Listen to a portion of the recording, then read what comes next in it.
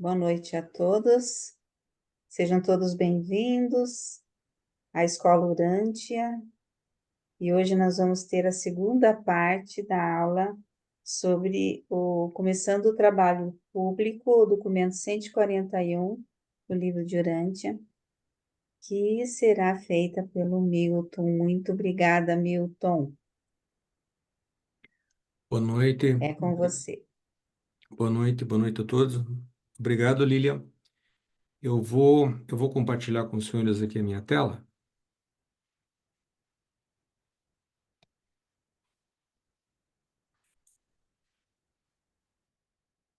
Os senhores veem a minha tela? Sim. Sim, Ah, ok.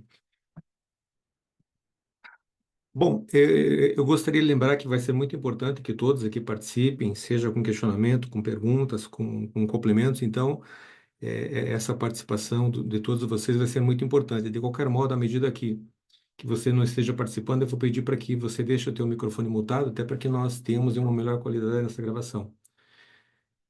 Nós vamos então dar sequência à apresentação do documento 141, que é o documento que fala do início do trabalho público de Jesus. Nós vimos na semana passada a primeira parte desse documento, quando então nós tratamos ali dos 5 primeiros tópicos, deixando a Galileia, a lei de Deus, a permanência, ensinando sobre o Pai e a unidade espiritual. Hoje nós vamos ver os 4 últimos tópicos, a última semana em Amatos, em Betânia, além do Jordão, trabalhando em Jericó e partindo para Jerusalém. Boa noite a todos. Boa noite. Então, eu vou pedir 2 minutos para os senhores para que a gente faça um breve retrospecto aqui, alguma coisa muito rápida mesmo, até para que nós possamos aqui estar na mesma página, à medida que alguém não tenha estado conosco aqui na semana passada, então a gente vai procurar fazer com que isso seja muito rápido. Bom, é importante que nós tenhamos em mente de que momento é esse. Nós estamos falando do momento em que Jesus tem a sua primeira viagem, né, junto com os apóstolos, e seria uma viagem, entre aspas, oficial aí de pregação pública, de realmente de trabalho. Então, essa viagem teve início em Betsaida, no dia 19 de janeiro, e essa viagem ela vai terminar em Jerusalém no dia 6 de abril. Então, uma viagem que durou aí cerca de quase 47, um pouco menos de 50 dias. Então, é o transcurso dessa viagem ali pela val pela val do Rio Jordão, é disso que trata o nosso documento aqui. Então, é importante que nós lembremos que quando dessa saída de Betsaida, os apóstolos, eles desconheciam todos os trâmites, todas as informações e realmente do que se tratava essa viagem. Apenas Jesus era sabedor exatamente de como ia se desenvolver essa viagem. E é importante também que nós lembremos que nessa segunda-feira, no dia 19 de janeiro, a comitiva ela não saiu de Betsaida antes do meio-dia, porque houve a família, os apóstolos resolveram por aguardar aí esse horário, até porque as famílias pudessem vir para se despedir, para desejar então uma boa viagem, aquela coisa toda. Então, por conta disso, eles ficaram até próximo do meio-dia em Betsaida. É importante que nós lembremos também que esse início de viagem ele foi meio conturbado. E conturbado por quê? Conturbado porque Jesus ele acabou por se afastar um pouco do grupo, André acabou estranhando e foi atrás e ficou preocupado porque ele encontrou o nosso mestre chorando, né? É uma circunstância que não tinha sido ainda presenciada pelos apóstolos. E preocupado, André até abordou Jesus, imaginando que Jesus pudesse estar descontente com algum tipo de manifestação, algum tipo de algo que pudesse ter sido ocasionado pelos apóstolos. Foi então que o mestre falou: não, não, que ele estava um pouco sentido em razão da família terrena dele, a família de Maria, a família do pai José dele não ter vindo, não ter comparecido para se despedir.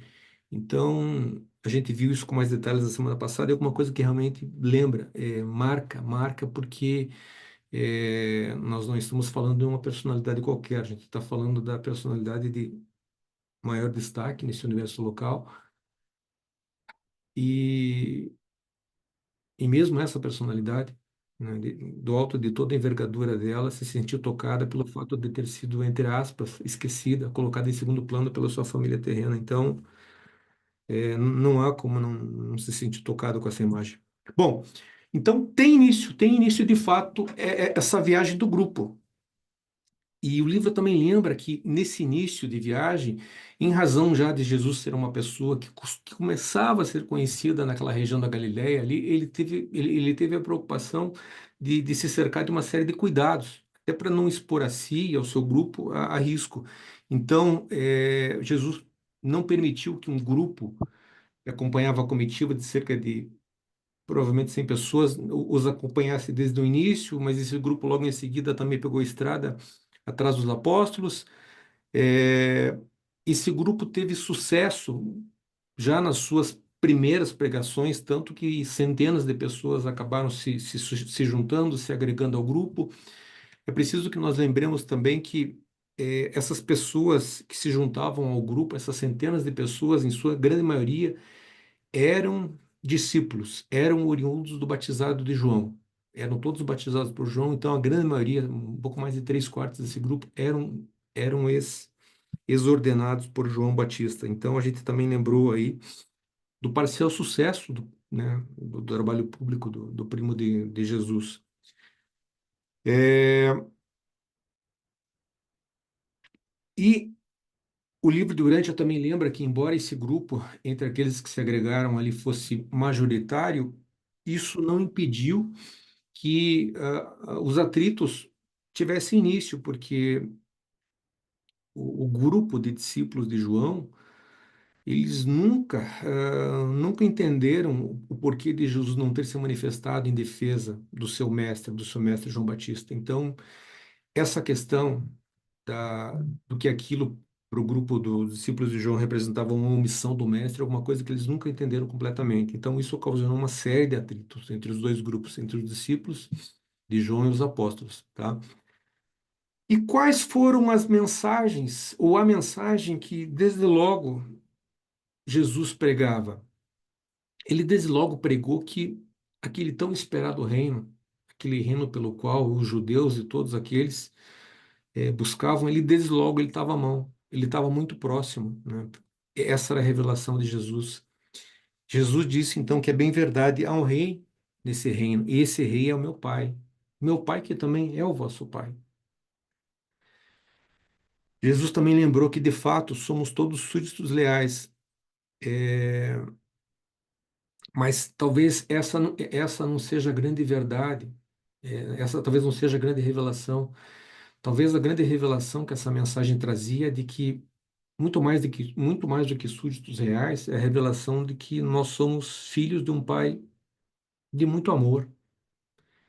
Então, não é essa condição de súdito, né? Não é a condição de vermos a palavra desse pai com base se traduzindo numa lei que vai fazer com que nós façamos de fato parte desse reino, mas é o fato de nós nos vermos como filhos privilegiados de um pai todo amoroso. Então, é essa condição, é esse amor que eu reconheço que o pai tem por mim, e de certa forma eu também tenho pelo pai, mas em muito menor grau, claro, que faz com que essa relação seja especial. Não é a lei, não é a lei do pai, é o amor que o pai me transmite, que eu reconheço e procuro devolver na medida que possa, que faz com que essa relação seja especial. Então, essa é a grande mensagem que Jesus nos trouxe naquela oportunidade. Então é isso. É, esse fardo ele se torna muito mais leve quando há o reconhecimento dessa relação de amor. Então, deixa de ser lei, passa a ser algo leve, passa a ser algo assim que na verdade traz uma paz de espírito, uma tranquilidade, uma leveza à nossa vida que não tem igual. Deixamos de ser súditos para ser filhos do Todo-Poderoso no amor de Deus. Então, é a grande mensagem que nos foi trazida por Jesus e talvez seja a maior de todas as mensagens. Somos todos filhos de Deus. Partilhamos todos de um amor de um Pai que não tem igual e por conta disso somos todos irmãos. Então, que mensagem linda. Tomara um dia ela venha transbordar no coração de todos nós aí e nós tenhamos condições de nos ver assim.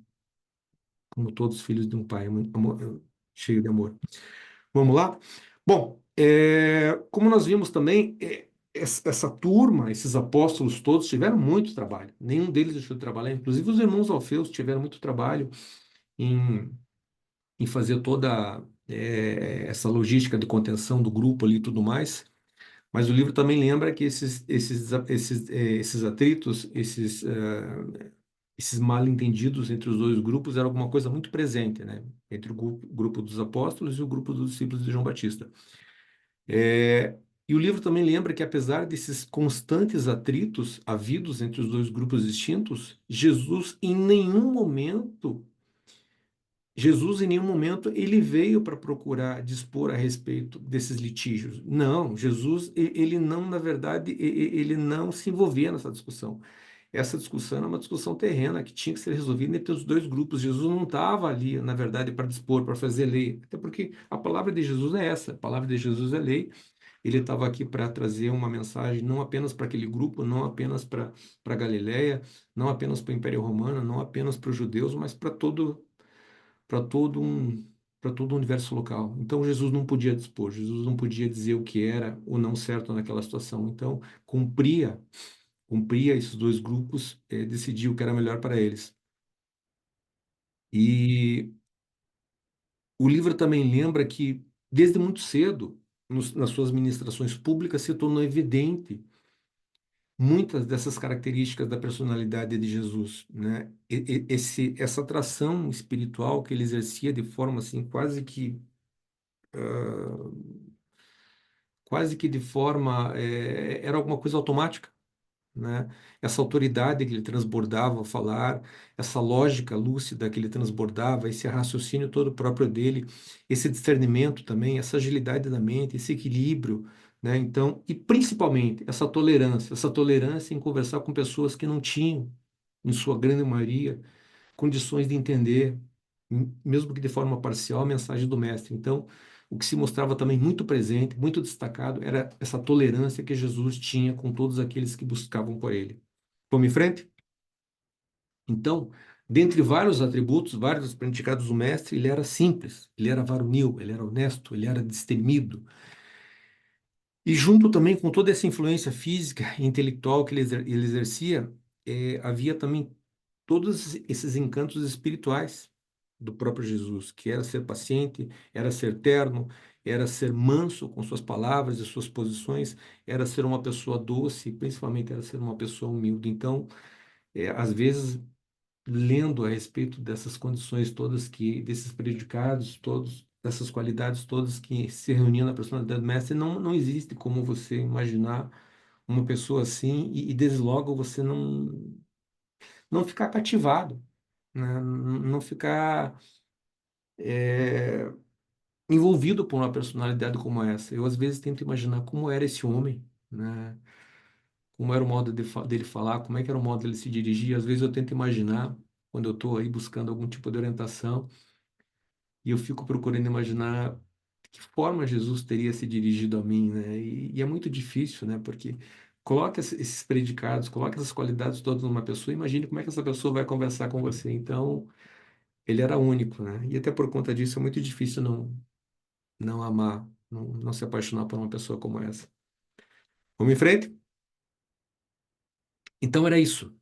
Jesus, de fato, era uma pessoa forte, uma pessoa poderosa, ele tinha um poder intelectual e uma fortaleza espiritual, assim, sem iguais. E o livro também lembra que essa personalidade dele era de um grande apelo. E é importante que nós lembremos que esse apelo que era exercido pela personalidade de Jesus, ele não era só um apelo que encontrava eco frente àquelas pessoas mais simplórias. Ah, não. Ele se sente envolvido por Jesus em razão da sua simplicidade, em razão da sua falta de instrução, em razão de ser uma pessoa de pouca perspectiva, pouca educação. pou- Muito pelo contrário, Jesus exercia uma influência, um apelo muito grande junto a esses também, esses mais humildes. Mas o livro lembra também que, mesmo junto aos instruídos, mesmo frente àquelas pessoas de destaque na sociedade da época, Jesus exercia uma influência, um apelo assim sem igual junto a militares, junto àqueles que, inclusive, participaram, né, assistiram e trabalharam ali em todo o sacrifício final dele. Então, mesmo frente a esses soldados romanos, Jesus exerceu um apelo assim sem igual. Mesmo os soldados romanos reconheceram que aquele ali verdadeiramente foi verdadeiramente um filho de Deus. Então, esse apelo, ele era exercido de forma indistinta a todos aqueles que se aproximavam e se aproximam de Jesus. Até porque Jesus, ele nunca disse, ó, venham a mim todos vocês que são indolentes, venham a mim vocês que estão preguiçosos, venham a mim todos aqueles que são sonhadores, venham a mim todos aqueles que, na verdade, têm algum tipo de situação por ser resolvida. Não, não, não, não, não, não. O Jesus, ele não fez apelo, ele não chamou, ele não buscou apenas a esses aí que tinham uma situação para resolver, muito pelo contrário. Jesus, na verdade, fez chamado a todos aqueles que trabalhavam. Jesus fez chamado a todos aqueles que realmente precisavam de algum tipo de esperança, né? E todos esses que buscaram pelo Mestre na oportunidade encontraram nele força, força espiritual. Todos esses puderam encontrar aí na palavra, nos braços, no carinho, no olhar de Jesus, descanso, força espiritual. Talvez, talvez uma das grandes revelações que Jesus fez à época e que mais se contrapunha àquilo que era pregado então, aquilo que existia para a sociedade judaica, foi a afirmação de que o Deus revelado por Jesus não era um grande guarda-livros, conforme se acreditava à época. Jesus não era um contabilista que dos nossos erros, da nossa falta de virtude, dos nossos pecadilhos. Muito pelo contrário, né? À medida que a gente se dispusesse a se voltar a Deus e houvesse arrependimento real dentro de nós, Deus na verdade, não estava preocupado com o que foi feito antes disso. Deus estava ali para nos receber de braços abertos, como filhos do seu reino. Então, talvez uma das mais impactantes revelações que ele tenha feito seja essa. O teu pai não é alguém que está contabilizando, que está apontando o dedo para você em razão do que você fez lá atrás. O teu pai é alguém que, à medida que você se encontre, à medida que você queira o abraço, à medida que você queira a direção e o amor dele, ele vai te receber de braços abertos. Não esquece, não se preocupa com a tua carga, com o que está lá atrás. Eu não vou estar te acusando, né? Deus não é um acusador, muito pelo contrário, ele é um Deus de amor. Então, essa revelação, a meu ver, imaginando que eu pudesse ser um cidadão judeu da época, eu acredito que talvez fosse das mais impactantes para mim saber que Deus não guarda rancor, não guarda mágoa, né? Não guarda ódio do que eu possa não ter feito lá atrás. Deus está ali para me receber à medida que o meu amor para Ele e meu arrependimento sejam sinceros e reais. Vamos em frente? É, e dentre também os vários absurdos que Jesus procurou aí fazer com que deixassem de existir foi a ideia do sacrifício religioso como alguma coisa que pudesse agradar o Pai. Não, muito pelo contrário. O sacrifício religioso ele não tem nada em sua essência que possa agradar o nosso Pai. Nosso Pai é um Pai de amor, né? Então o sacrifício religioso, seja ele animal, seja o sacrifício que você porventura possa vir a fazer, esse sacrifício, né? Esse sacrifício animal, ou esse sacrifício que impõe a dor a você, não é alguma coisa que comova o teu pai, muito pelo contrário. O teu pai é mais fácil que ele se aflija com uma eventual dor sua, e não que se comova. Essa também foi uma das grandes revelações trazidas por Jesus à época.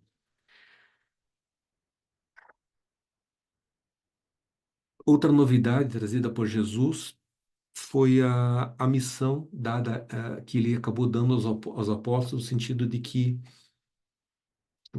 das mais importantes missões atribuídas a eles era levar o conforto aos aflitos e de ministrar os doentes. Nós vamos ver que a parte final desse documento volta a falar em ministrar os doentes, e deixa eu interromper um minuto aqui. E eu me peguei pensando nessa questão porque eu já tive a oportunidade de participar de algumas reuniões em que nós conversávamos de que forma a gente vai fazer com que a mensagem do livro de Oriente seja ampliada, seja estendida, ou de que forma a gente vai encontrar um grupo aí que esteja ávido por receber a mensagem da revelação. E nós pensamos em tanta coisa, a gente pensou aí em propagar o livro em bibliotecas, a gente pensou em propagar o livro junto a alguma entidade religiosa, de alguma vertente diversa que pudesse nos receber e a gente de algum modo colocasse a mensagem do livro ali, mesmo que de forma não subliminar, mas onde o nome do livro não fosse destaque, mas a mensagem trazida pelo livro. Então, se pensou em tanta coisa, nós pensamos não, mas eu lembro de ter lido que em grupos internacionais, principalmente nos Estados Unidos, existe um trabalho muito grande junto a presídios, no sentido de você distribuir o livro e fazer e fomentar a disseminação e a leitura do livro nesses ambientes. Mas nessas discussões das quais eu participei, eu não lembro de nós termos assim sugerido, ou de ter aparecido a sugestão de que, porventura, nós ministrássemos aos doentes, que nós, porventura, levássemos algum tipo de palavra de esperança aos hospitais, a esse ambiente em que realmente acolhe os doentes. Mas a mensagem inicial passada pelo Mestre aos seus apóstolos era essa: levai a palavra aos doentes. Então, isso até fica assim de sugestão, pelo menos para mim, de que. E eu também não sei como é que isso um dia pudesse vir a se desenvolver, não tenho nem ideia. Mas eu acho que, em tendo partido do próprio Mestre, essa sugestão de que nós levemos a essas pessoas aflitas e doentes a mensagem dele, talvez de algum modo nós possamos, aí, em um futuro próximo, pensar de que forma tornar mais dinâmica essa mensagem e fazer com que ela se mostre hoje, que ela possa ser apresentada, inclusive hoje, nos ambientes que acolhem essas pessoas. Mas feito esse recorte aqui, eu quero voltar a compartilhar com vocês a minha tela aqui. Vamos em frente.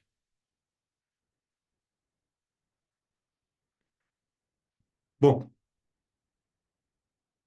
nós vimos também que, em razão de uma pergunta feita por Tiago Zebedeu, Jesus lembrou que o nosso propósito aqui não é sermos robôs, o nosso propósito aqui não é sermos exatamente iguais uns aos outros, mas muito pelo contrário, o nosso propósito aqui é sermos particularmente diferentes.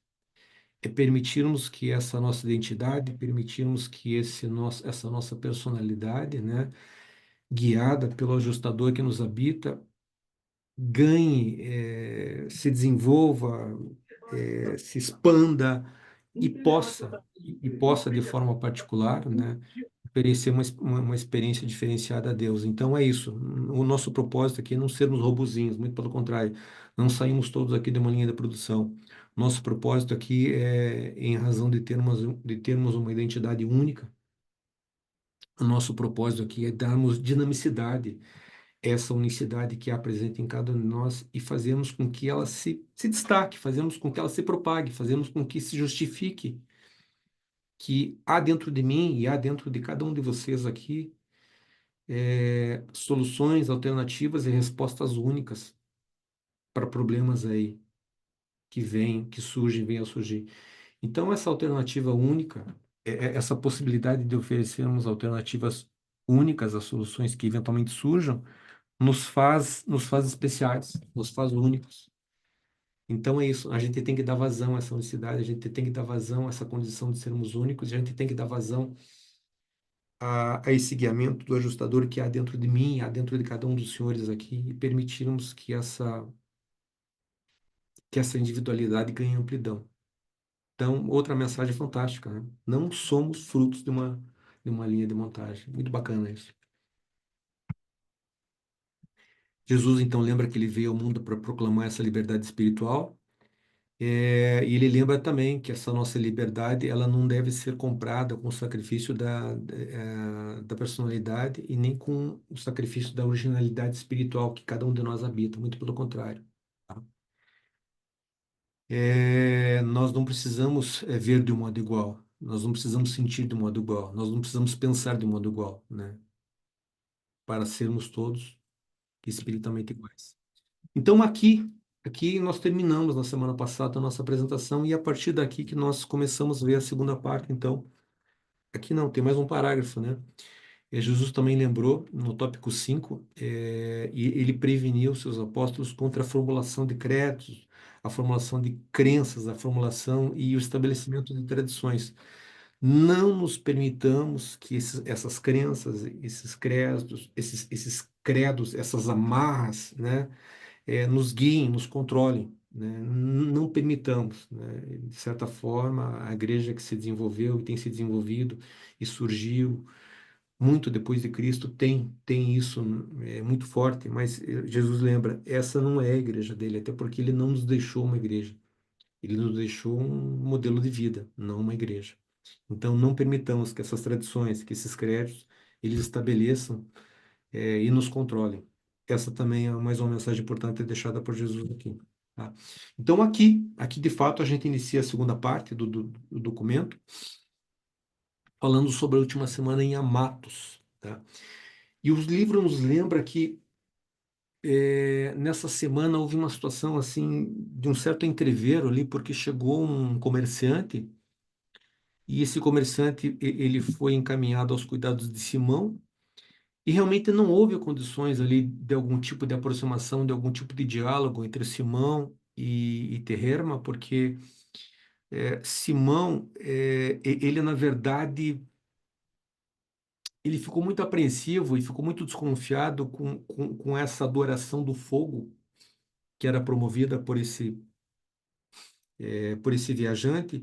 Então, não houve condições de diálogo entre os dois. E embora não tenha havido essa condição de diálogo, logo em seguida, Simão levou esse viajante, Terrema, para conhecer o mestre, e a coisa virou completamente, porque com o mestre, né, depois de conversar com Jesus, esse persa comerciante, logo após essa conversa, Terrema, diferente daquela animosidade, né, daquela diferença que havia surgido entre o comerciante e Simão, com Jesus a coisa fluiu, a conversa fluiu, e tão logo após a conversa com Jesus, o comerciante Terrema resolveu por ficar mais uns dias com o grupo, né?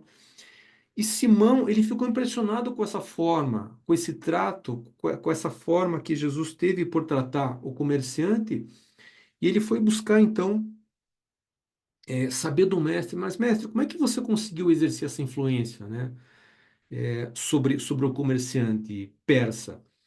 E Jesus, então, teve muita paciência em ministrar a Simão, lembrando ele que talvez a grande dificuldade que Simão tenha encontrado nesse diálogo com o comerciante persa é o fato de que, desde muito logo, Simão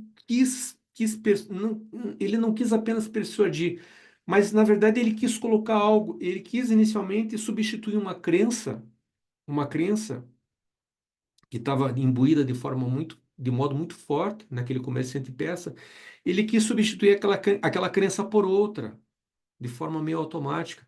E Jesus lembra que não é desse modo, né? Você não vai conseguir, desde logo aí, fazer com que uma crença seja substituída por outra. Na verdade, há necessidade de que você convença a pessoa, ela própria, por sua livre iniciativa, a uma troca de valores.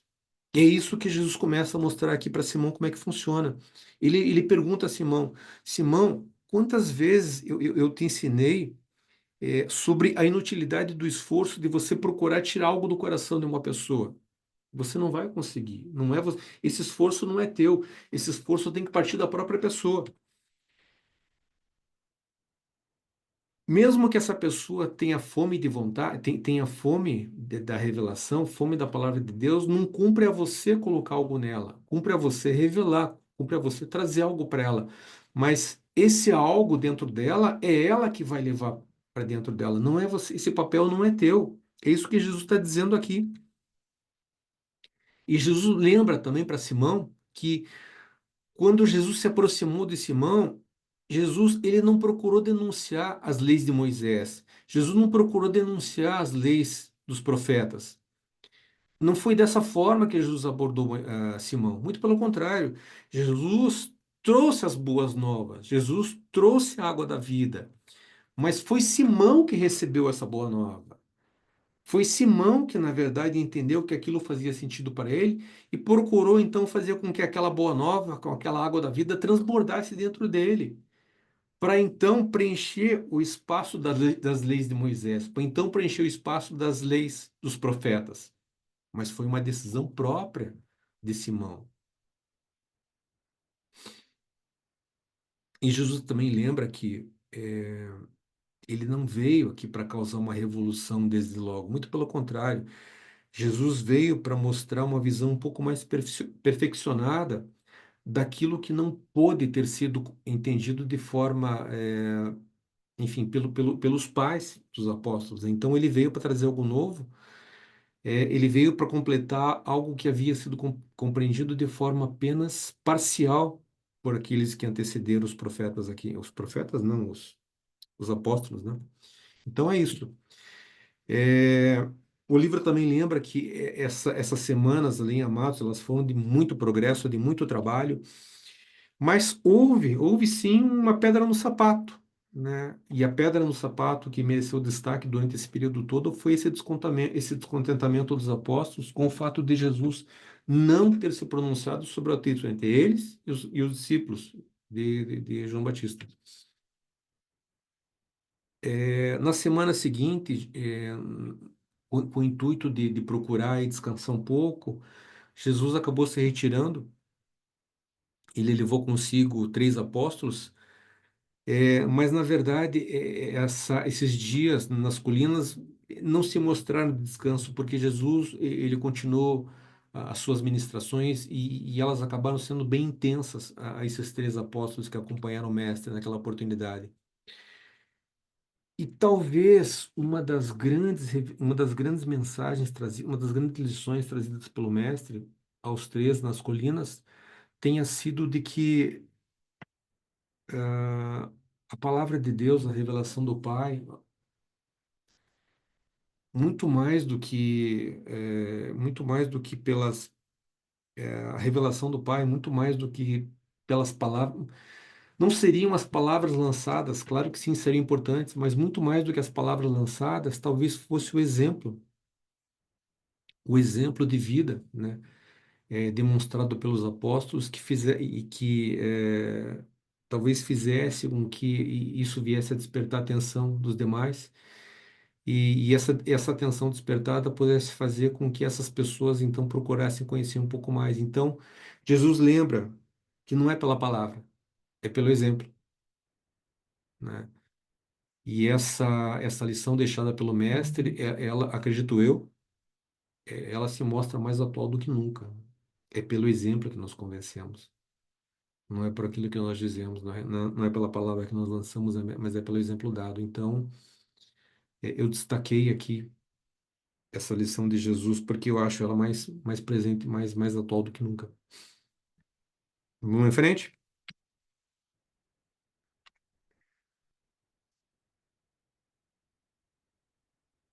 Então, Jesus reforçava que a grande mensagem dele era a revelação do Pai aos homens. E muito mais do que isso, era conduzir esse homem individual a tornar-se consciente dessa filiação que o unia ao Pai. E isso então pudesse fazer com que essa condição de filho, né, fizesse com que esse, esse, esse ser amado pudesse se voltar e essa condição de filho amado tornasse mais fácil esse reconhecimento também da filiação, desse amor que o Pai tem conosco. É uma via de mão dupla, né? O reconhecimento do amor do Pai por nós é alguma coisa que nos cativa, uma coisa que nos prende, e uma vez sabedores do grande amor do Pai por nós, não é, na verdade, é muito fácil para que a gente procure devolver apenas parte, né? A gente não tem como se devolver muito, pelo menos falo por mim agora, mas que a gente procure devolver pelo menos a parte desse amor que o Pai tem por nós, né? Então, é uma via de mão dupla. Então, quanto maior esse reconhecimento, mais transbordo há, mais eu entrego, mais eu devolvo ao Pai, mais fluida passa a ser essa minha relação com Ele, melhor eu me torno, né? Maior eu sou, maior no sentido de ser melhor guiado pelo meu ajustador, então maior nessa condição. Então, uma via de mão dupla, onde quanto mais você entrega, mais você recebe, quanto mais você percebe daquilo que ele entregue, mais você quer devolver. Então é isso. Esse é o transbordo do amor do Pai na nossa vida.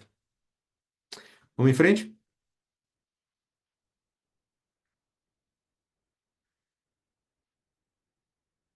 Talvez uma das razões do mestre não ter tido vontade de se envolver nessas questões que havia entre os apóstolos e os discípulos de João Batista é que, como nós já lembramos aqui, ele não veio para dispor a respeito apenas das relações que há entre os homens. Na verdade, é preciso que nós lembremos que nós tínhamos conosco, então, o Criador, Deus homem, o Criador do universo local. E tudo que ele acabou fazendo aqui, todas as mensagens, todas as lições deixadas por ele, não dispunham, não diziam respeito exclusivamente em relação a esse pequeno mundinho, a esse pequeno grupo de homens que então ouvia, esse pequeno grupo de homens que tomou conhecimento da palavra de Deus, mas muito mais. Essa palavra do mestre, essas mensagens dele, elas ecoavam, elas acabavam ressoando para todos os 10 milhões de mundos é, existentes dentro desse universo local. Então é isso.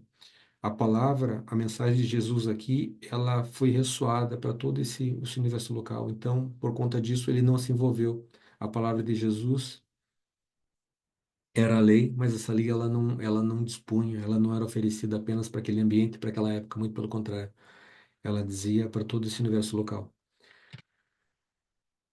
E Jesus também enfatizou que essa relação espiritual íntima, deixa eu reler com vocês aqui, e enfatizou que essa relação espiritual íntima de comunhão seria estendida a todos os homens, de todas as idades, isso, e de todas as condições sociais, dentre todos os povos, exatamente. Essa relação espiritual que nós podemos experimentar com o Pai, essa relação de comunhão, ela não era estendida exclusivamente àquele grupo, muito pelo contrário, mas ela seria estendida a todos os homens, de todas as idades, né, de todo o porvir, né, e de todas as condições sociais e dentre todos os povos. Então, era uma mensagem dirigida a todo o seu universo. Então, Jesus sempre teve muita responsabilidade com o que ele pregava por conta, por conta do alcance de tudo que ele deixou para nós aqui. E quais eram as recompensas? Quais eram as recompensas que esse reino do Pai nos oferece? A recompensa, então, nesse mundo aqui é a possibilidade de nós experimentarmos uma alegria espiritual e uma comunhão divina. Isso não é pouco. Isso não é pouco. Mesmo aqui na carne, mesmo enquanto matéria, a gente tem condições de experimentar essa alegria espiritual, essa comunhão divina. O próprio Jesus é um exemplo disso. Mas depois dele, nós temos tido aí relato de várias outras personalidades que, em maior ou menor grau, também tiveram condições de experimentar muito dessa alegria espiritual, muito dessa comunhão divina, né? O livro lembra que antes de Jesus, duas personalidades ali, Elias e Enoque, tiveram condições de ter essa comunhão, essa fusão com o ajustador. Então, eu tenho certeza que foram personalidades que antes dessa fusão devem ter experimentado a alegria espiritual, devem ter experimentado essa comunhão divina, porque do contrário não teriam chegado à fusão. E qual é a recompensa que nos espera à medida que nós consigamos ir para o próximo mundo? A recompensa que nos espera é uma vida eterna de progresso nas realidades espirituais divinas do Pai. Novamente, você acha que isso é pouco? A possibilidade de uma vida eterna de progresso nas realidades espirituais do Pai? Eu acho que não. Na verdade, a recompensa eterna que nos é oferecida, ela é significativa. Então é essa recompensa que Jesus nos ofereceu. Muito bom, né? Vamos em frente?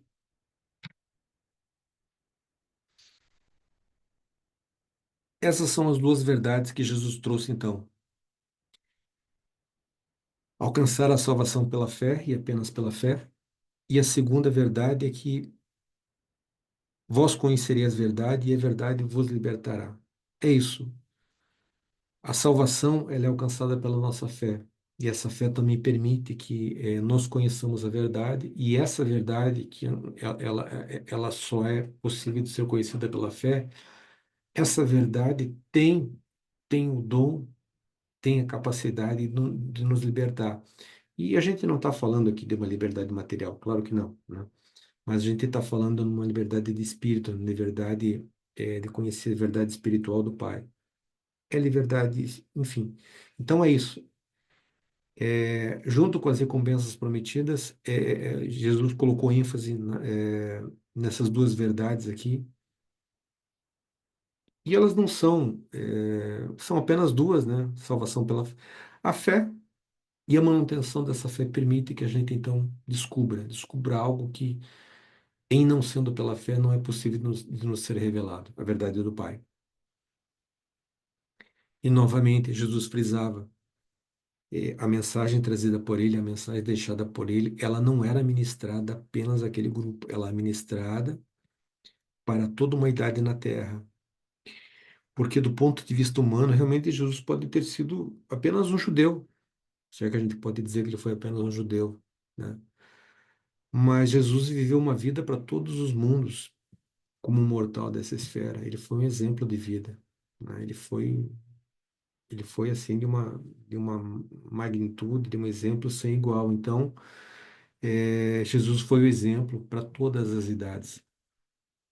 Vamos em frente? Jesus não ministrou apenas aos pobres. Ele iniciou o trabalho junto aos pobres, mas ele não ministrou apenas aos pobres. Não foi apenas aos pobres que ele quis alcançar, muito pelo contrário. Embora tenha ignorado no primeiro momento aquilo que Jesus chamou de os grandes homens da terra, na verdade a palavra do Pai, a palavra de Jesus, a palavra do Mestre, ela era dirigida a todos. Jesus não desprezou nenhum homem. Como nós lembramos aqui anteriormente, o plano de Jesus abrangia o mundo inteiro. Ele era de fato universal, tá?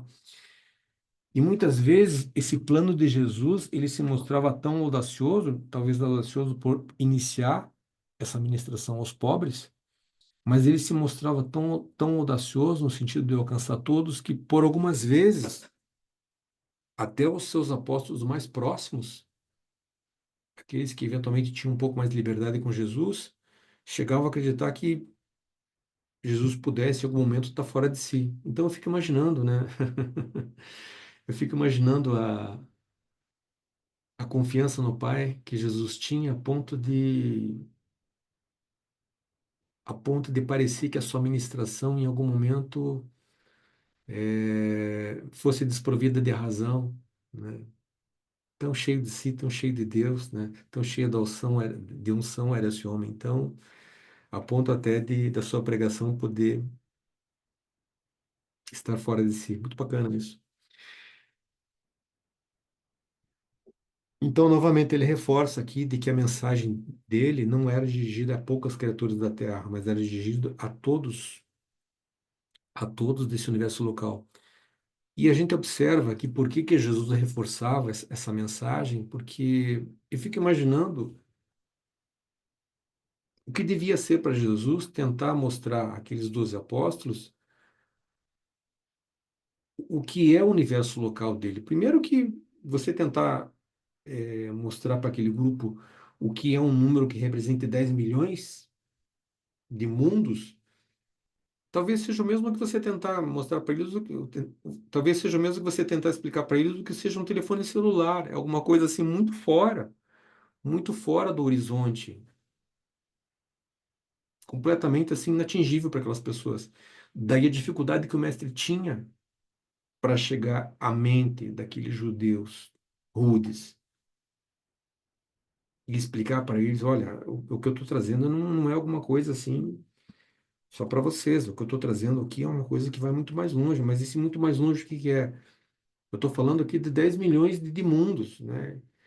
Então, é alguma coisa assim completamente fora do horizonte dessas pessoas. Daí a dificuldade do mestre nesses momentos todos. E daí porque da ênfase que ele sempre procurou ter quando ele procurava explicar. Mas, como é de se esperar, os apóstolos não compreendiam o significado dessas palavras e apenas alguns poucos compreendiam muito superficialmente algum pouco dessas mensagens. Mas isso não impedia que, de certa forma, a pregação de Jesus ela se mostrasse bastante eficiente. Isso muito ele era propiciado pela personalidade única que o mestre sempre teve, né? Não era essa atração irresistível do mestre que muitas vezes acabava tocando essas pessoas. Não era o dom de oratória ímpar e irretocável que ele tinha. Não era a emoção que ele procurava passar nas suas mensagens. Não. Era essa personalidade única falando que fazia toda a diferença e permitia que uma mensagem que à primeira vista se mostrasse completamente incompreensível àquelas pessoas rudes, de certa forma tocasse o coração daquelas pessoas e Jesus colocasse então no coração delas uma sementinha. Sementinha essa que quando Jesus não mais estava com eles, acabou por transbordar, acabou por brotar e fez um diferencial significativo na vida das pessoas. Essas sementinhas que foram plantadas ao longo de todo esse discipulado, acabaram sendo de uma importância ímpar quando Jesus não estava mais com os apóstolos. Isso acabou despertando nesses apóstolos uma vontade de ministrar, uma vontade de sair falando aos quatro cantos quem era aquele homem maravilhoso que esteve com eles, quem era aquele filho de Deus, quem era aquela pessoa que vinha trazer a notícia de um novo reino. Então, essa sementinha que enfim, ficou depositada ali, em algum momento frutificou. Porque Jesus falava diretamente à alma desses homens, né? Ele era um instrutor dos espíritos dos homens, mas ele acabava instruindo por meio da mente. E Jesus, o exemplo dele, ele esteve conosco, ele viveu com os homens. Jesus, em algum momento, quando estava com esses três, também teve a oportunidade de confessar a eles, eh, junto a esse grupo mais restrito, que muito do trabalho, muito dos ensinos, muito da pregação de Jesus aqui naquela oportunidade, acabava sendo restringida ah, pelos mandados dos seus colaboradores do alto. Claro, novamente o grupo não entendeu, né? Mas nós aqui sabemos que esses mandados, na verdade, se referiam a instruções prévias do seu irmão, do Emmanuel, o irmão do paraíso de Jesus. Aqui o livro fala um pouquinho dos muitos atributos, das muitas qualidades, né, que Jesus acabou, de certa forma, demonstrando aqui. E eu queria ler cada um desses atributos com os senhores aqui, porque realmente eles são excepcionais e vale a pena que a gente leia junto aqui, né? Embora Jesus fosse uma pessoa assim de muito fácil trato, ele sempre viveu de forma independente de todos os seres humanos. Ele jamais, em momento algum, foi dominado por qualquer influência mental, influência mortal, ou ele jamais se sujeitou ao débil julgamento de qualquer ser humano. Jesus, ele não dava opinião, ele não dava atenção à opinião pública. Ele não era influenciado pelo elogio. Imagine que pessoa é essa, personalidade é essa que não se sujeita a ser influenciada pelo elogio, né? E imagine a presença de si que essa personalidade tinha a ponto de, na verdade, ser indiferente ao elogio. Claro que Jesus não era refratário a essa aproximação, claro que ele não era refratário a essas palavras doces que eventualmente eram dirigidas a ele, inclusive eventualmente por crianças, pelo carinho. Mas ele não era, ele não, a personalidade dele não sofria essa influência. Dá para conceber algo assim? É difícil, não é? Jesus não era influenciado pelo elogio. Eu fico imaginando, enfim, é difícil imaginar uma personalidade tão completa, né? Eu peço para que você também imagine, né? Imagine você ser uma personalidade que não está, que não é capaz de, na verdade, ser tocado. Não é ser tocado, mas não sofrer influência a partir de um determinado elogio. Para nós, imortais, né, imperfeitos, é alguma coisa assim difícil de imaginar. Mas Jesus era essa pessoa. Ele raramente perdia tempo corrigindo mal-entendidos. Ele nunca pediu conselhos a nenhum homem, nem fez pedidos de preces. E aqui eu até queria fazer uma pergunta para você. Jesus nunca pediu conselhos a nenhum homem, nem fez pedidos de prece. Essa, essa característica da personalidade de Jesus, claro, própria do nosso mestre. Mas você acredita também que essa característica da personalidade dele seja algo que a gente deva desenvolver? Ou isso aqui é alguma coisa que, sim, era algo muito próprio dele, de Jesus, por ser Deus homem. Mas desenvolver essa qualidade não é algo que deva partir de mim, porque Jesus, do alto da sua completude, se justifica que ele não pedisse conselho aos homens, mas nós não, né? E o mesmo em relação ao pedido de prece. O que que você acha? Você acha que isso aqui é algo muito próprio de Jesus ou é algo que também deva ser desenvolvido por nós? Eu às vezes fico pensando. Eu quero que você participe comigo aqui no chat. Você é algo que isso é muito próprio de Jesus, por ser Deus conosco aqui na Terra? Se você acha que isso é muito próprio de Jesus, coloca para mim aqui o número um, por favor. E se você discorda dessa minha opinião, se você, e é só uma opinião, tá? Se você acha que, na verdade, não, nós também devemos desenvolver. Isso até porque o fato de a gente precisar cada vez menos de conselhos, isso mostra que a gente está caminhando aí a gente está caminhando em perfeição para algo melhor. Então, o que que você acha? É algo muito próprio de Deus? Coloca para mim o número um aqui, ou não. Eu acho que a gente deve buscar isso também, Milton. Coloca o dois aqui para mim, só para eu saber, assim, só para a gente ficar. Eu vou dar um minutinho para você, coloca um ou dois aqui para mim. Qual é a É, pergunta, Milton? Qual é a Oi? pergunta? Qual é a virtude de Jesus que você... Essa característica da personalidade de Jesus, no sentido de não pedir conselhos a nenhum homem, é algo muito próprio dele e não deve ser, e não deve ser algo buscado por nós também? Se você pensa desse modo, coloca um para mim aqui. É, Se você pensa em contrário, não, Milton, eu acho que eu estou caminhando para um. Eu sou imperfeito, mas eu estou caminhando para a perfeição, e eu acho que, na verdade, a minha tendência é que eu peça cada vez menos conselhos aos homens. É, Essa questão da prece aqui também ela é delicada, mas coloca para mim aqui um ou dois só para saber em que página a gente está aqui, porque essa é uma questão que me chamou a atenção.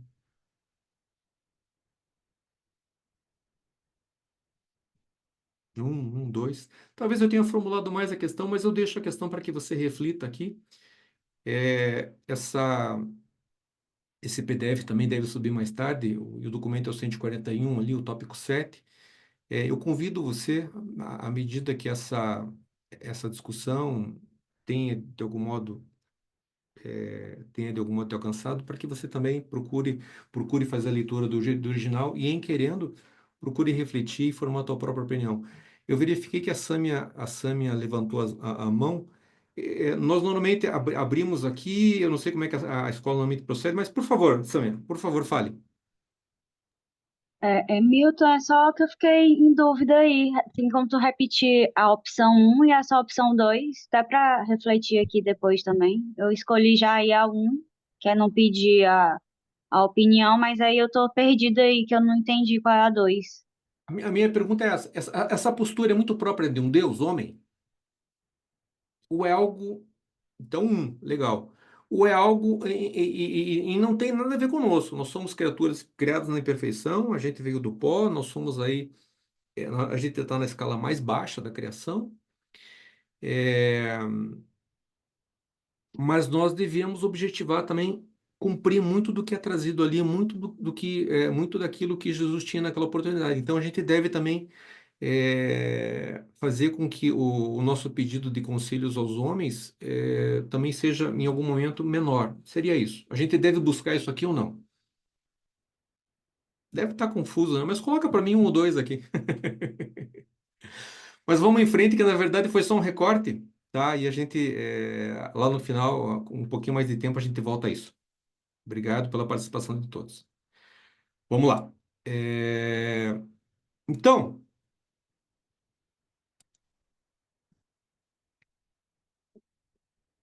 novamente, a gente está falando sobre a personalidade do mestre. O mestre, ele raramente parecia surpreender. Olha só, uma pessoa que não se surpreende. Ele nunca se mostrava agitado, vexado ou desconcertado, né? Imagine que personalidade é essa, tão completa que não se mostra agitado, não se mostra vexado, não se mostra desconcertado, né? Então, é como a gente vem repetindo aqui, não há como você não procurar estudar um pouco mais a respeito da personalidade de Jesus e não procurar ser um pouquinho mais como a ele, né? Imagina se a gente conseguisse deixar um pouquinho de lado a nossa agitação diária, se a gente conseguisse deixar de lado, assim, um pouco mais essa coisa de se mostrar surpreendido, muitas vezes com coisas pequenas, essa coisa de a gente se mostrar desconcertado quando eventualmente a gente é contrariado em nossas opiniões. Não, é isso desse. Não. Mesmo que eventualmente contrariado em suas opiniões, Jesus não se mostrava desconcertado, muito pelo contrário, ele tinha uma paciência, né, gigante, assim. Então, é, nos miremos, né, olhemos para o exemplo do Mestre e procuremos vir a ser um pouquinho mais como a ele, né? Esse desconcerto, e agora eu estou falando para mim, tá? Esse desconcerto não é algo que faça bem à nossa personalidade, muito pelo contrário. Esse equilíbrio que a nossa personalidade deve alcançar, quando guiada pelo nosso ajustador, ela deve fugir desse desconcerto, ela deve fugir desse agito que não se justifica, ela deve fugir de ficar vexada por situações que não justificam que você se sinta vexado, né? E ela deve fugir de se surpreender com coisas que não devem causar surpresa a nós. Então, é essa a nossa busca pelo equilíbrio. Então, olhemos, por exemplo, do Mestre. Jesus era tão perfeito na sua postura que ele não precisou pedir desculpa a nenhum homem. Olha só. Que inveja, né? Jesus algumas vezes chegou a ficar triste, mas em momento algum, Jesus ficou desalentado, né? E embora os apóstolos não pudessem compreender muito o que Jesus dizia, essas palavras que ele proferia acabavam, como nós trouxemos ali, elas acabavam sendo gravadas nos corações dele. Elas eram pequenas sementes depositadas ali, né? E essas sementes, depois da crucificação, acabaram frutificando, né?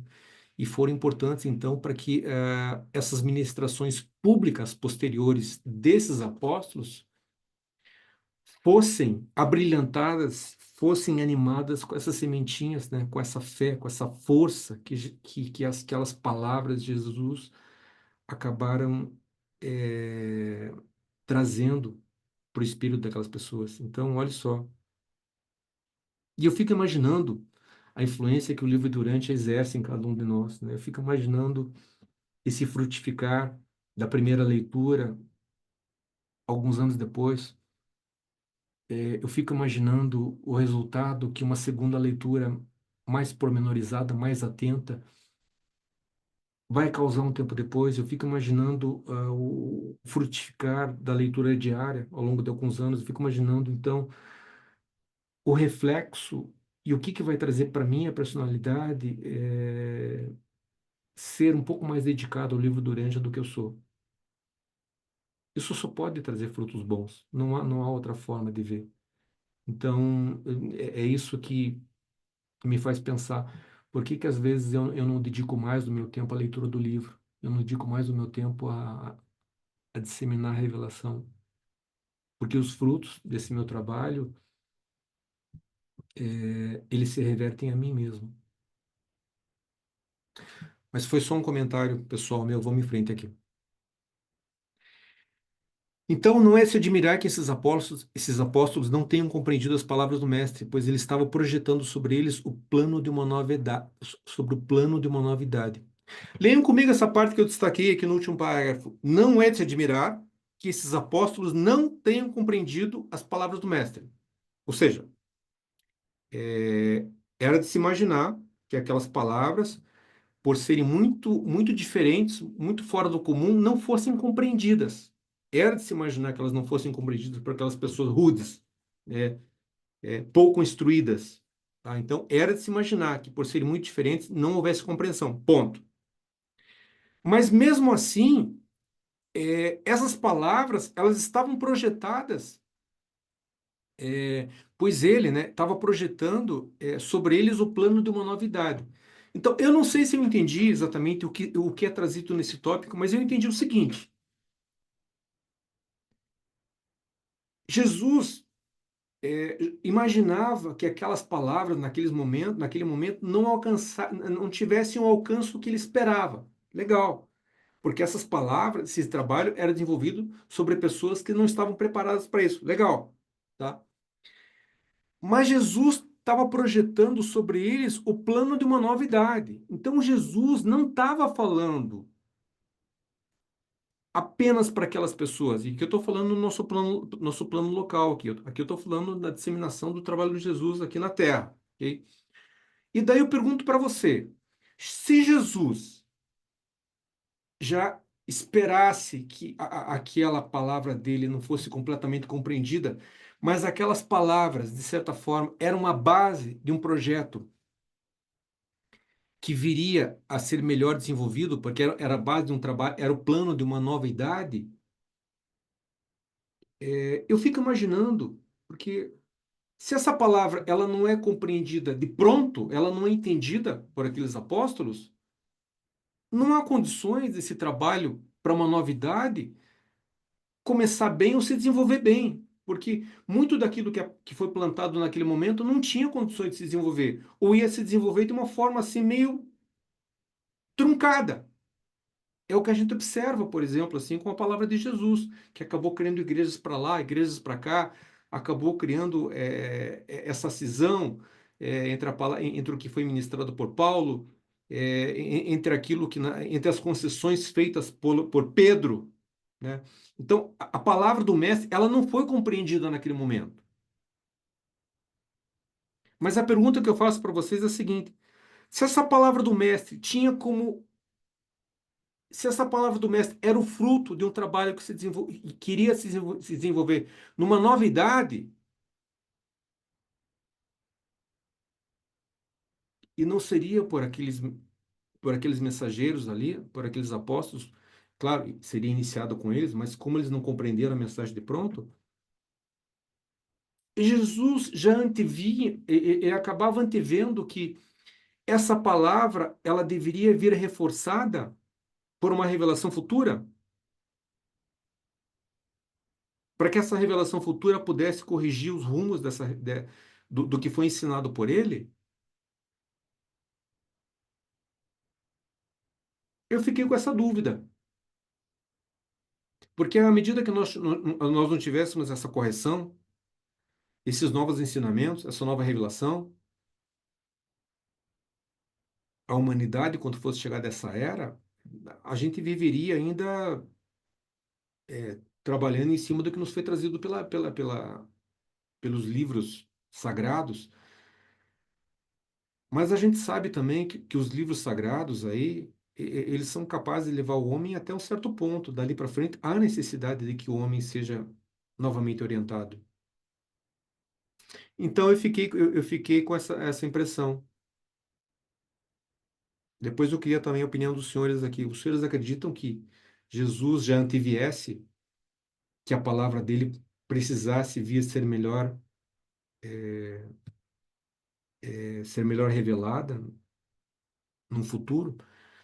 Mas enfim, é algo também para que os senhores aí reflitam no momento oportuno. Vamos lá?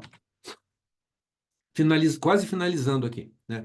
Então, nessas visitas, nessas visitas a Jericó, os apóstolos então começaram a cumprir com as instruções de Jesus. E novamente a gente lembra que a gente observa aqui que a orientação de Jesus foi para que essa ministração ela fosse também dirigida aos doentes, né?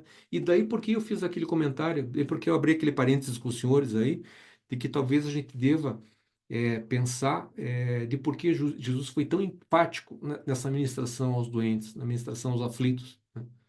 E talvez, de alguma forma, atualizar, trazer para o nosso hoje aqui essa orientação do Pai. Vamos em frente? Novamente, os apóstolos descobriam que as boas novas do reino eram muito confortantes para os doentes e que a sua mensagem trazia a cura aos afligidos. Claro, a gente sabe que existem alguns trabalhos evangélicos desenvolvidos junto a algumas instituições, desenvolvidos junto a hospitais. Eu sei, eu tive uma experiência recente, eu sei dizer para os senhores, eu sei que há, né? É difícil que você encontre um hospital que não tenha lá uma pequena capela, eventualmente mais de uma, eventualmente algum espaço também para que haja aí espaço aí de outras denominações religiosas. Eu sei disso, ok? Mas eu, lendo esse livro aqui, eu acho que essa palavra de Jesus, essa orientação de Jesus, no sentido de que a ministração atinge os aflitos, atinge os doentes, deveria ser melhor avaliada por nós. Mais um, mais alguma coisa que eu deixo também para que a gente pense em outro momento. Vamos em frente? Então, finalizando aqui, no último dia de março, Jesus e os apóstolos começaram sua viagem de subida das colinas até Jerusalém. Todos os arranjos haviam sido feitos para que o mestre e seus apóstolos tivessem o seu centro de operações na casa de Lázaro e das suas duas irmãs em Betânia, enquanto quisessem permanecer em Jerusalém. Na verdade, Lázaro, quando Jesus estava pregando ainda no Val do Jordão, Lázaro, por duas oportunidades, desceu ao Val do Jordão para estar com Jesus, né? E todos os preparativos foram feitos para que então Jesus e mais os apóstolos se utilizassem então da casa de Lázaro e de suas irmãs para fazer o seu quartel-general ali enquanto eles estivessem nas festas enquanto eles estivessem em Jerusalém, tá? Por seu turno, os discípulos de João permaneceram em Betânia, ensinando e batizando as multidões. E veja que bacana, os discípulos de João, embora houvesse todas aquelas questões, todos aqueles atritos que surgiram entre apóstolos e discípulos de João, isso não tirou o ânimo dos discípulos, que mesmo após a partida da comitiva de Jesus, ali do Val do Jordão, esses discípulos de João Batista continuaram pregando, continuaram ministrando, continuaram batizando naquela oportunidade. Então, olha só, é por isso que eu lembro, eu talvez tenha que rever a minha opinião a respeito do bom trabalho desenvolvido por João Batista. Então, na casa de Lázaro, Jesus e os apóstolos permaneceram durante 5 dias, descansando e restaurando forças, e no domingo, no dia 6 pela manhã, desceram em direção a Jerusalém, e essa foi a primeira vez que o mestre e todos os 11 estiveram juntos ali. Então, com isso, nós finalizamos aqui a última parte desse documento. Eu peço desculpas aos senhores aí por algum tipo de opinião pessoal trazida aqui, mas eu lembro, são opiniões pessoais, não é nada que esteja presente no livro. Eu tomei a liberdade de trazer alguma opinião minha aqui e ali, tá bom? Fico aberto aqui a algum tipo de comentário, algum tipo de pergunta, com vontade dos senhores, à disposição. Obrigada, Milton, muito bom. Para mim, eu fiquei bastante impressionada com o que Jesus falou ali no 7, peraí, até marquei aqui, no 7:15. Você pode colocar de novo? Só um minutinho. 7:15. É, Ok. Vamos lá. Share. Share. Share. É essa parte aqui? essa parte e a outra também, né? A seguinte? E a seguinte também, porque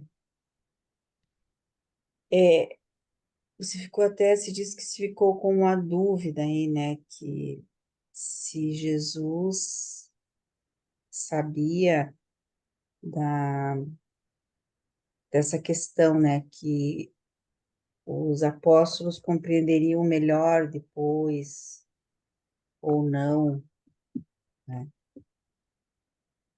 Então, eu achei muito legal que ele sabia do potencial dos apóstolos, que eles poderiam, que eles haveriam de, de guardar essas palavras, né?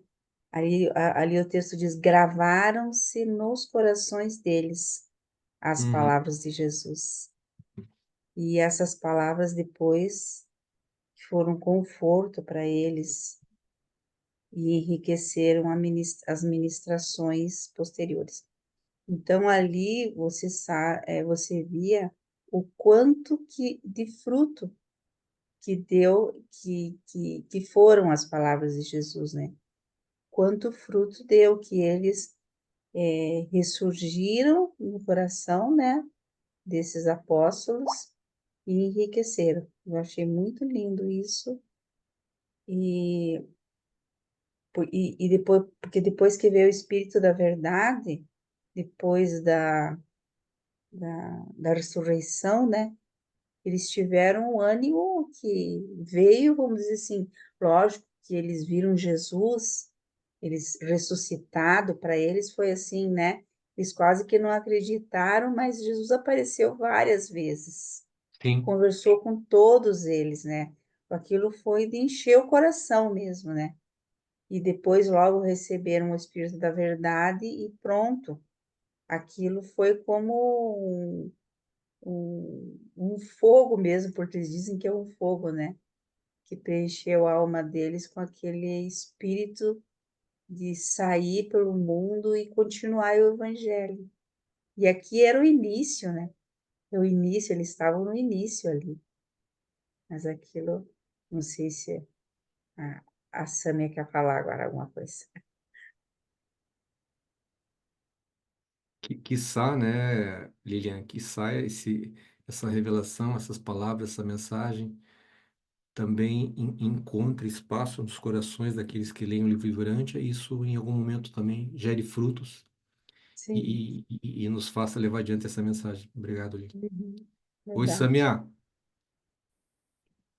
Gente, eu gostei muito desse comentário que teve aí, quase no final, eu acho, sobre como Jesus não era reativo, não era reativo.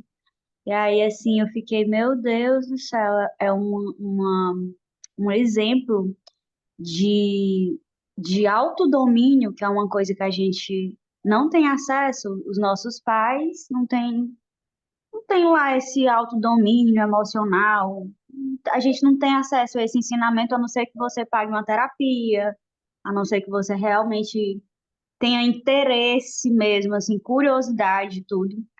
Mas, assim, mesmo quem não tem acesso financeiro, mesmo quem não tem acesso de conhecimento, ou que tem acesso, tenha na palma da mão lá um celular, que tem acesso à internet para pesquisar no próprio Google como dominar as emoções e tudo. E Jesus ensina isso na prática, assim, esse autodomínio, assim, para mim foi um chamado, sabe? Porque, assim, eu lembro disso, mas na hora que tá acontecendo lá as coisas, eu não sou muito assim, entendeu? Eu não tenho muito assim esse. E aí eu fiquei, meu Deus do céu, eu tenho que pegar essa parte, porque assim são muitas coisas, né? Não dá para pegar, eu vou ser como Jesus, não, tem que ir por partes, né? E aí também seria almejar uma perfeição que eu já estaria que ter lá, tá lá no paraíso, né? Se eu fosse mesmo pegar assim, não, agora eu vou ser. Mas essa partezinha aí eu acho ela crucial pro nosso desenvolvimento, assim, para facilitar o nosso desenvolvimento de uma maneira geral, sabe? Esse autodomínio, essa não reatividade, que é até mal interpretado como frieza, né? A gente tem que não ser muito não, como é que falam, né? Que é moda entre os adolescentes, não seja muito emocionado, né? Fala assim, não seja muito emocionado, amiguinho. Eu senti tipo um convite assim, meu irmão, vamos aqui, né, para esse ponto, vamos trabalhar esse ponto. no dia a dia, pequenas coisas. Assim, todo mundo acaba se perdendo nessa parte. Eu senti, assim, muito bombástico para mim essa parte. Essa é a grande capacidade do livro durante essa cada leitura, a cada documento, a cada parágrafo, a cada linha, eventualmente algumas palavras ali, elas acabam despontando para você do modo que você não tinha visto antes, né? E você acaba aí descobrindo que há uma mensagem muito particular para você naquele documento. Então, o livro durante nesse aspecto é fantástico.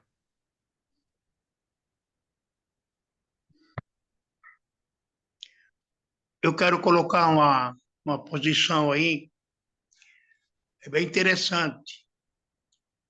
O meu avô era analfabeto, mas ele era um curandeiro. Da onde que ele tirou esse dom? E ele curava muitas pessoas, inclusive pessoas que foram desenganadas de médico. Ele tinha esse dom. Outra é comigo. Eu fui fazer uma terapia de 30 dias e a terapeuta, uma das terapeutas trabalhava a parte física da pessoa e a outra trabalhava a parte espiritual. E ela me deu 5 itens para trabalhar. E um dos itens era trabalhar o coração. E eu não conseguia trabalhar o coração. E eu não conseguia trabalhar o coração. Um dia de manhã eu fui lá, ela me pegou no pé. Aí eu disse para ela: não, mas eu não consigo trabalhar. Ele não tem como eu ver o coração. Ela disse: não, tu vai conseguir sim, tu vai conseguir. E eu voltei de volta para o meu quarto, eu fiz todo o trabalho que eu tinha que fazer. De repente, eu estava atrás de uma mesa de vidro, aí aparece o Sagrado Coração de Jesus, com uma mesa e um coraçãozinho pequeno pendurado embaixo. Esse coração começa a falar comigo, uma voz muito triste, triste, bem profunda, assim. Depois ele vem atrás um segundo coração, uma metade preta, assim. E ele fala de novo com uma voz bem triste, que era difícil de viver, que era muita dor. Eu esqueci de falar, o pequeno também falava que era muita dor, era muito difícil de viver, era cheio de corte, correndo água, aquela coisa toda. Depois ele vem com o terceiro coração. No terceiro era um coração grande, todo roxo, cheio de nódulo, e ele falando com a voz muito cansada e reclamando das dores, que estava difícil de viver, que não tinha como viver naquele momento. Quando terminou a conversa, eu voltei para o pequeno, e o pequeno continuou conversando comigo. No final das contas, ele se abre e mostra uma luzinha bem pequena dentro dele, e ele diz que a única coisa que me manteve vivo era aquela luzinha. Eu chorei 2 semanas. Sabe o que é chorar 2 semanas? Eu chorei 2 semanas. Qualquer coisinha eu estava chorando. Então, eu fiz uma experiência. Aí, a terapeuta, contei para a terapeuta, e aí a outra depois perguntou para mim aonde que eu tinha conquistado isso, ou se eu tinha herdado da minha mãe. Eu disse: eu não sei, eu só sei dizer que aconteceu isso comigo. Então, essa experiência linda, fantástica, que eu carrego comigo hoje.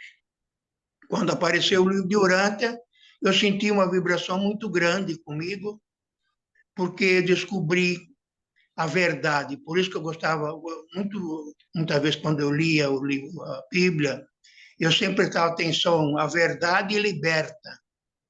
E a outra é: quem tem ouvido, ouça. Eram 2 frases que me chamavam a atenção sempre. Quem tem ouvido, ouça, e a verdade liberta. E hoje eu vivo uma vida tranquilo, sem nenhum, claro que aparecem algumas dores de vez em quando, e eu acho que é um momento que eu tenho que passar por isso mesmo, mas foi uma experiência muito linda que eu fiz do Sagrado Coração de Jesus. A partir dali que eu comecei a olhar os quadros do Sagrado Coração de Jesus. Até ali eu não olhava, não. Legal. Essa Obrigado, foi a experiência. obrigado. Obrigado pela participação. Eu acho que ninguém tem condições de responder completamente ao senhor, e talvez o senhor não encontre todas essas respostas. Também não sei responder a respeito do dom que o seu avô tinha ou deixava de ter, mas à medida que ele fizesse bem às pessoas, senhor Irineu, né, quando nós fazemos bem a alguém, e esse bem-querer, esse fazer bem às pessoas, ele é movido. Só pode ter, acredito eu, né, a meu ver, isso tem. Isso é movido por Deus, é amor ao irmão, fazer bem ao irmão. Isso tudo é amor. E amor é Deus, é Deus na nossa vida. Então, eu quero acreditar que seja isso. Obrigado pela participação, seu Ineu. Eu Roberto, também hoje eu também sou terapeuta, trabalho com várias ferramentas, né? Só que vem algumas pessoas aquela que está buscando, não são aquelas que estão em busca de milagre, né? Não existe milagre. Milagre está dentro de mim. Só que eu tenho que abrir esse campo para as coisas acontecer. Mas aí eu tenho que querer, né? Eu tenho que querer. Se eu não querer, não acontece nada. obrigado, seu Ineu. Roberto, está fechado o teu microfone. Olha, boa noite, pessoal. Milton, foi maravilhoso essa sua aula, porque eu acho que você tocou pontos tão importantes. Eu agradeço, Milton. Mas você também colocou uma questão que me fez pensar. Jesus, ele não se alterava com os elogios. Jesus não se surpreendia. Como ele fazia isso? O que que ele fazia? Será que era a mestria do eu? Eu acho que era outra coisa. Era autoesquecimento. Ele autoesquecimento. O ego, o eu individual de Jesus não era muito olhado. Os reveladores falam em vários momentos que Jesus ele tinha um magnânimo autoesquecimento. Se ele se esquecia do eu dele, se ele não estava olhando o eu dele, ele não se desviava com elogios para o eu dele. E essa qualidade de não levar muito a sério o nosso eu individual, quando Jesus faz o ensinamento a respeito da lei do viver, que é fazer com o outro o que você gostaria que o outro fizesse com você, ele vai dando 6 níveis dessa regra do viver. O último nível, mais elevado, é fazer com o outro o que você crê que Deus faria com o outro. Mas o penúltimo nível, o nível da justiça, é quando você consegue ver uma situação como se você tivesse de fora. O seu eu, o seu ego individual fica de fora. E aí você consegue ver com neutralidade, com justiça, com os olhos de um juiz perfeito. Porque outras partes do livro fala da virtude de você deixar o teu eu individual, o teu ego de fora. Tem uma passagem que Jesus diz assim: o que desgasta é você se levar muito a sério. Se você for capaz de deixar o seu ego de fora, você vai realizar grandes coisas. Mas se o seu eu tiver muito ali no meio do trabalho, se estiver se dando muita alta importância, você não consegue ser um instrumento daquele que ama a todos. Então, eu acho que a explicação é uma hipótese que eu faço, de Jesus receber elogios e não se deslocar. De Jesus não se surpreender, é que ele estava sempre vendo a todos nós, assim como que predeterminado.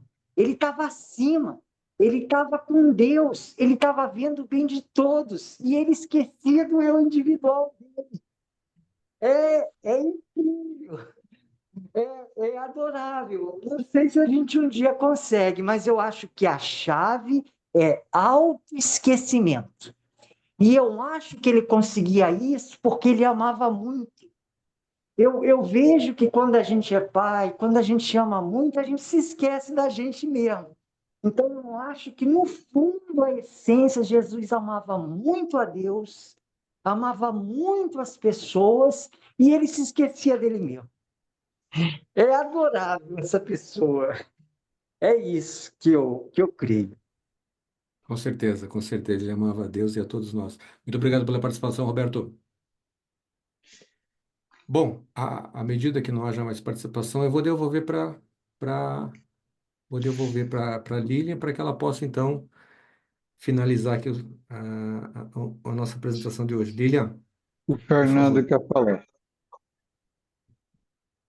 Acho que o Fernando bateu palmas. Ele só... Palmas. Então vamos ao sorteio, Sueli. Vamos lá, o sorteio. Primeiro, Milton, parabéns, sua aula estava muito boa, muito leve, muito gostosa. Então, deixa eu ver se eu consigo compartilhar aqui. Eu já coloquei os nomes, eu vou ler, alguém, se tiver alguma coisa errada, me fala, tá bom? Lilian, Milton, O meu pode tirar, Sueli. sempre lembrando que se você já ganhou, você pode doar o seu livro se você ganhar de novo. Tá. Milton, Sâmia, Bernadette, Fernando, Ilza, Márcia e Leopoldo, Irene, Irineu, Ivanil, Mantovani, Clebson, Liane, Luciano, Maria Lanes, Maria Oliveira, Moacir, Roberto, Sidney e Silvana. A Sâmia tá aí, né? Tá lá em cima. Aqui, ó, o segundo. Ah, é. Vamos lá? Vamos lá. Márcia Um, Leopoldo, Celi, você O pode meu, se tirar, por você favor? quiser, pode tirar. É. Eu já tenho o livro. Márcia Leopoldo, Celi. Então, peraí. Mas Márcia isso. Leopoldo. Alguém Nós mais? já ganhamos, obrigado. Maria Lames, aí o meu pode tirar. O meu também, viu, Eu Sueli? já tenho o livro. Maria Lanes. Dá Fernando. oportunidade para outra.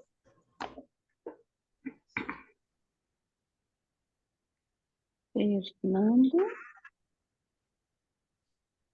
Pode, então? Sim. Vamos lá. E deu errado. Sidney, parabéns. Parabéns, Sidney. Parabéns, Sidney. Parabéns, Sidney. Oi. Parabéns. Pode ser que tenha saído. Eu deixo, Tá aí. eu deixo o meu livro, se alguém tiver querendo, pode se manifestar para a Sueli e ficar com ele. Ai, gente, eu tenho Não? interesse. Uma moça que trabalha comigo, ela tá lendo um livro que é muito semelhante ao livro de Urântia, com essa cosmologia. Ela se interessa por cosmologia, e aí eu converso muito com ela no ambiente de trabalho. Ela se interessa muito pelo livro de Urântia. Se o Sidney, que eu já ganhei, né? Mas eu quero dar oportunidade para ela ter este livro para ela ler, porque ela é muito. Ela gosta desses assuntos, entendeu? Eu não acho que vai ser aquela coisa. Eu não tô forçando a barra, entendeu? Ela pesquisa às vezes, ela pega alguns documentos, ela conversa. Às vezes eu saio 1 hora da tarde oficial, eu fico até 2h30, só conversando alguma coisa, palestra que eu boto, a gente compartilha com ela, eu compartilho com ela, ela conversa. Ah, é muito bom esse livro e tal. Se o Sidney quiser me dar para eu dar para esta mulher, eu acho que vai ser bom. Sem problema. Boa. Então tá bom. Então, se o Sidney doou para você, eu já tenho o seu endereço, eu mando para você. Gratidão, Tá Sueli. joia. Então tá bom. Parabéns, então, pessoal. Obrigada, Boa Milton. semana. Muito bom Obrigada, sua Milton. Milton, colocação. parabéns, Muito boa a pessoal. sua Boa aula. noite. Obrigado, Eu doutor. agradeço a todos. Maravilha. Parabéns, Milton. Boa Beijo. noite a todos. Obrigado. Boa Boa noite. Boa noite. noite. Boa noite. Gratidão, Boa Milton. Fique com noite. Deus. Até semana que vem, se Deus quiser. Até semana que vem. Boa noite. Boa noite. Vocês não estão vendo, tchau. Você não está com a câmera aberta. Cadê, Thelma? Mas a câmera sua está fechada, não está vendo?